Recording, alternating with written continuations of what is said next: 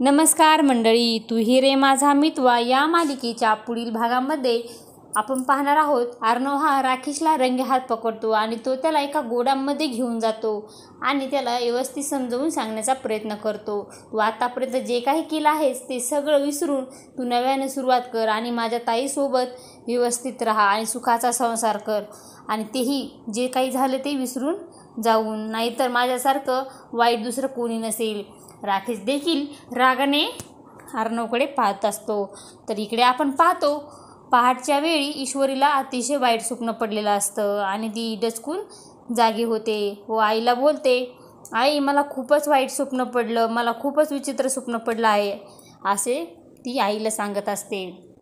आई म्हणते की अगं ते स्वप्न आहे, तू त्याला का घाबरत आहेस. तेव्हा ईश्वरी बोलते, परंतु आई असं म्हणतात की पहाट पडलेली स्वप्न ही खरी होत असतात, बघ ना आता थोड्या वेळानं उजळेल देखील. तर इकडे आपण पाहतो, राकेश अर्णवला बोलतो, बघ तुझ्या डोळ्यासमोर तुझ्या त्या आवडत्या प्रिय मिस इंदोरशी मी कसं लग्न करतो ते.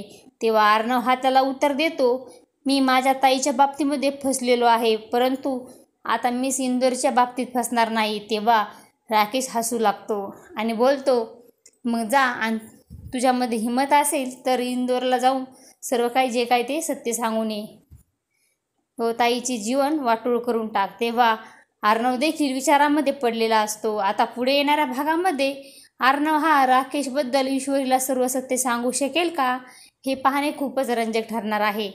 तू ही रे माझा मितवा या मालिकेचे सर्व अपडेट पाहण्यासाठी आपल्या चॅनलला लाईक करा, शेअर करा आणि सबस्क्राईब करायला विसरू नका. धन्यवाद.